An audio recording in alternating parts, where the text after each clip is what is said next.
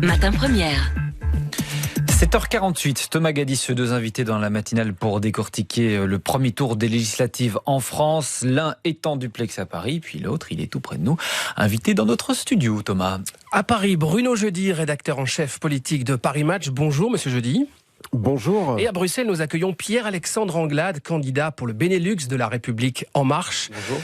Monsieur Anglade, des centaines de novices en politique vont débarquer donc à l'Assemblée nationale, des novices comme vous, et pourtant un Français sur deux n'a pas été voté hier. Paradoxal, alors du coup, le sentiment, l'impression que la France veut un renouveau et en même temps, elle n'en a rien à cirer.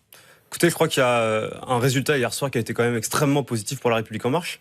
Effectivement, l'abstention a été forte, mais en même temps, le mouvement que j'incarne ici au Benelux est arrivé largement en tête. Plus de 30% des voix. Moi, la semaine passée, il y avait le premier tour pour les élections législatives pour les Français de l'étranger. Je suis arrivé en tête avec 52% des voix. Alors effectivement, avec une participation qui était faible. Mais il y a donc un double message. Il y a une volonté de renouvellement, d'aller de l'avant, d'avoir de nouveaux visages, de nouvelles pratiques dans la vie politique. Et puis vous avez aussi effectivement une partie des Français qui ne se retrouvent pas dans la vie politique aujourd'hui telle qu'elle est. Et c'est notre responsabilité, nous les nouveaux qui allons arriver dans cette vie politique, d'aller les écouter, d'aller comprendre pourquoi ça ne fonctionne pas et d'apporter des choses qui fonctionneront mieux. Des précisions pour les auditeurs pour se rendre compte de cette razzia politique. En gros, le mouvement La République En Marche obtiendrait au second tour, selon les estimations, au moins 400 des 577 députés de l'Assemblée nationale. C'est énorme, un score quasi surprenant. Est-ce que il y a une peur du vide? Tous ces nouveaux qui vont débarquer inexpérimentés dans l'Assemblée nationale, est-ce que ça peut être dangereux pour les institutions ou pas? Alors déjà, ne présumons pas de ce que sera le résultat dans une semaine, parce qu'effectivement, il y a des enquêtes d'opinion, il y a des Est-ce sondages. que c'est vraiment un renouveau politique? Oui, c'est un renouveau. Que vont faire tous ces gens comme vous, inexpérimentés dans l'Assemblée? Non, c'est un renouveau, c'est certain.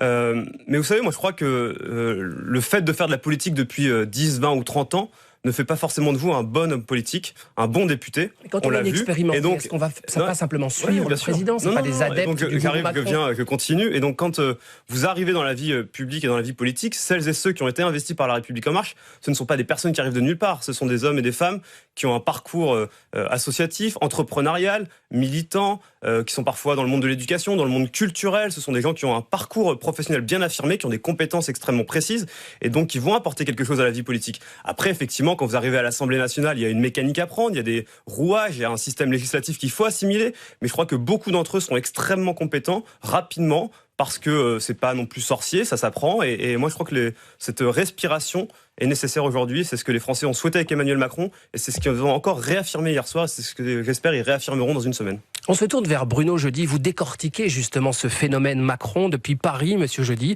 Est-ce que vous estimez que ce sont réellement des candidats vierges politiquement qui vont comme ça débarquer à l'Assemblée nationale? Vous croyez en ce renouveau politique? Forcément, il y aura un renouveau politique, compte tenu de l'immense majorité qui se prépare à rejoindre les bancs de l'Assemblée nationale. Grosso modo, c'est 2/3 des futurs membres de cette Assemblée n'auront jamais mis les pieds à l'Assemblée nationale, ce qui est quasi historique. Ça fait 70 ans que c'est pas arrivé, c'est-à-dire à peu près la Libération. Ça vous donne un peu un ordre de grandeur de ce qui se prépare dans notre vieux palais Bourbon. Alors maintenant, le renouveau, évidemment, ça touche d'abord le mouvement En Marche.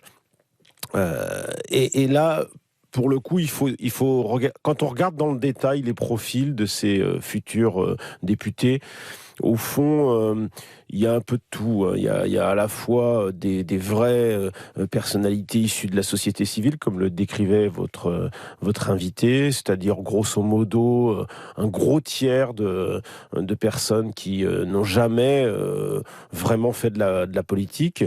Après, vous avez quand même beaucoup de gens qui sont issus soit déjà élus locaux, soit ont fait du cabinet, soit ont milité, souvent d'ailleurs dans les rangs plutôt de la gauche. Et puis vous avez un petit nombre qui vient des rangs de la droite. Donc c'est assez mixte quand même quand on voit les profils qui ont été recrutés pour être des candidats de La République En Marche. Ça veut dire aussi que ces nouveaux députés penchent entre guillemets en majorité à gauche, si on vous entend bien. Plutôt, mais en même mais en même temps, pour reprendre le mot souvent utilisé par Emmanuel Macron, il y a une ligne politique qui a quand même été définie, où on voit que même si une partie penche à gauche, c'est une gauche très ouverte, plutôt sociale libérale. Donc ça n'a rien à voir aussi avec la gauche qui traditionnellement était au pouvoir ou installée dans la vie politique française. Bruno, je dis, comment vous décortiquez ce score, une véritable razzia, je le disais, est-ce surprenant, peut-être dangereux? En tout cas, on voit que les institutions ont complètement amplifié cette vague Macron. C'est un vote pour Macron avant tout, en fait. Est-ce qu'on est vers le parti unique? Beaucoup est dit en ce moment sur... C'est un phénomène, entre guillemets, compliqué à décortiquer. La force de ce tsunami électoral, parce que c'est vraiment le mot qu'on peut utiliser, est tellement inouïe que ça montre l'ampleur du dégagisme qu'on a appelé le dégagisme en France, c'est-à-dire cette volonté des Français de faire table rase à la fois de leurs élus de gauche et de leurs élus de droite. On l'avait vu, on pressentait que pour la gauche ce serait une véritable hécatombe, et on le voit dès le premier tour avec un nombre de personnalités record pour le Parti socialiste qui disparaissent purement et simplement. Il suffit de regarder la longue liste de tous ces leaders socialistes qui disparaissent pour le coup véritablement dans ce qu'on appelle le cimetière des éléphants, avec des personnalités très connues qui disparaissent dès le premier tour. Mais ça touche aussi la droite, où on voit par exemple que dans ces fiefs politiques que peuvent être par exemple le département des Hauts-de-Seine, qui est l'ouest de Paris, qui était traditionnellement à droite, on voit pratiquement les candidats En Marche gagner avec plus de 40% des voix dès le premier tour, ce qui laisse augurer pour la droite de perdre à peu près la moitié de ses parlementaires et d'avoir bien des difficultés à en sauver une petite centaine. Donc Emmanuel Macron, au fond, avait brisé déjà le Parti socialiste lors de la présidentielle, et là vient de l'achever en quelque sorte, et il casse la droite avec son premier tour. Je crois qu'au final, quand on regarde les résultats globaux, on voit que La République En Marche a fait un peu plus de 6,5 millions de voix. Ce qui en voit n'est pas si spectaculaire que ça. En 2012, le Parti socialiste en avait fait 7 millions. En 2007, lorsque Nicolas Sarkozy avait gagné, la droite en avait recueilli un peu plus de 7 millions. En tout cas, c'est un score qui se transpose en siège, qui du coup est énorme. Voilà, c'est la parole à Monsieur Anglade, juste pour réagir à vos propos. Pierre-Alexandre Anglade d'ailleurs, c'est le dégagisme qui rentre à l'Assemblée nationale? C'est ce que était en train d'expliquer Bruno Jeudi. Nous, on n'est pas dans le dégagisme, c'est-à-dire qu'on n'est pas dans le... Ils ont tous mal fait leur travail, il faut absolument tous les sortir de la vie publique et de la vie politique. On est simplement dans une logique de volonté de renouvellement et surtout de changement des pratiques. Vous avez pendant... C'est quand même un désastre pour les partis traditionnels. Oui, mais vous avez pendant... Mais parce que pendant 10, 15 ou 20 ans, les partis traditionnels ont verrouillé la vie politique de l'intérieur et empêché la société civile et une partie de celles et ceux qui voulaient faire de la politique de s'impliquer et de pouvoir le faire concrètement. Et donc aujourd'hui, vous avez un retour de bâton, si vous voulez, où les hommes et les femmes qui se sont retrouvés dans En Marche ont pu s'impliquer et aujourd'hui prennent toute leur place, d'abord en faisant élire Emmanuel Macron et aujourd'hui en arrivant peut-être dans une semaine à l'Assemblée nationale, parce que je le répète, il y a encore un second tour.